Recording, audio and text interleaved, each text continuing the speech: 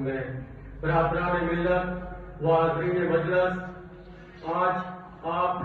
ٹیلی vision میں social media میں سنتے ہیں کہ فلاں جگہ دہشت گردی ہو رہی ہے، فلاں جگہ دہشت گردی پھیلانے کی کوشش کی جا رہی ہے۔ آج دہشت گردوں نے اتنے لوگوں کو موت کے گھاٹ اتار دیا، اتنے لوگوں کی جانیں ضائع ہو گئی، اتنے املاک برباد ہو گئے، اور ان سارے جرائم کا مجرم اسلام اور اسلام کے نام لیوا کو قرار دیا جا رہا ہے۔ میں اس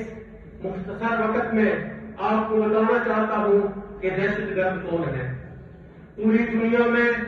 دہشت گردی پھیلانے والے کون ہیں، دنیا کے امن و امان کو اور چین کو اور سکون کو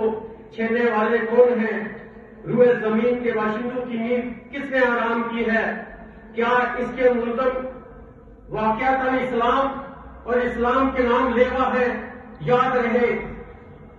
رہے پھر وہ کسی کی سوچی سمجھی سازش نہیں۔ دوستوں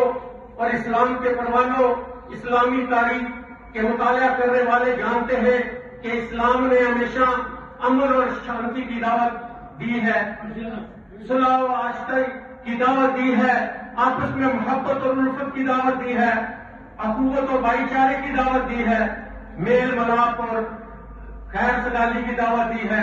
نصیحت اور خیر خواہی کی دعوت دی ہے، ظلم اور زیادتی سے روکا ہے، فتنوں اور فساد سے روکا ہے، حق تلفی اور حق مارنے سے روکا ہے، خواہ مخواہ کے نزاعات سے روکا ہے۔ اسلام کے عدل اور انصاف اور دعوت امن اور شانتی کا اندازہ لگانے کے لیے ضروری ہے کہ قبل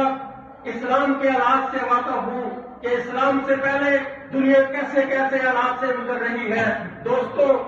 میں 36 صدی عیسوی میں دنیا بڑی اضطرابی اور بے قراری کی حالت میں اپنے لمحات گزار رہی تھی،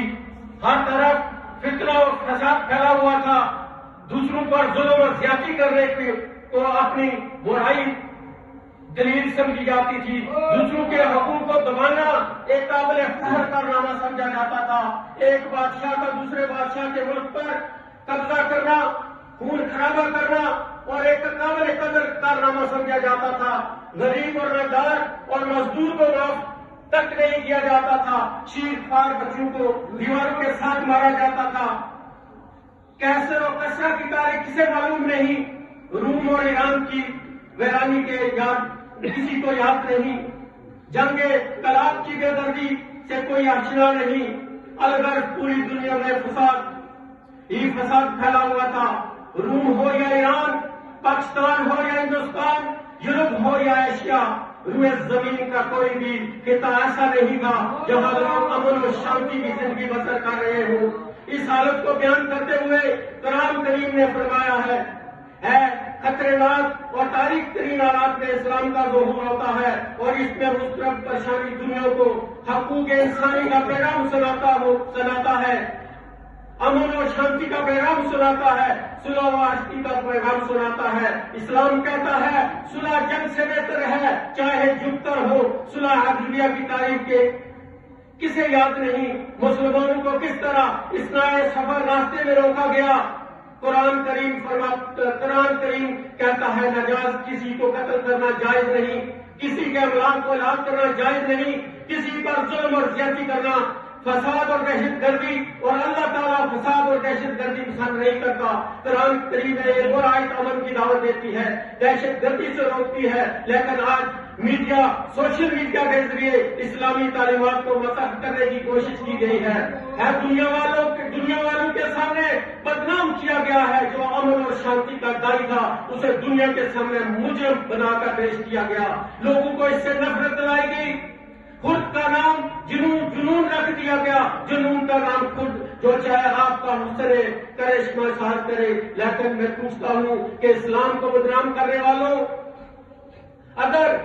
اسلام ایک دہشت گرد مذہب ہے تو نبی کے زمانے میں دہشت گردی کیوں نہیں؟ حضرت ابوبکر صدیق کے زمانے میں دہشت گردی کیوں نہیں؟ حضرت عمر فاروق کے زمانے میں دہشت گردی کیوں نہیں؟ حضرت عثمان غنی کے زمانے میں دہشت گردی کیوں نہیں؟ علی حیدر کرار کے زمانے میں دہشت گردی کیوں نہیں؟ خلافت بنی امیہ کے زمانے میں دہشت گردی کیوں نہیں؟ مغلیہ سلطنت کے زمانے میں دہشت گردی کیوں نہیں؟ جب ان کے پاس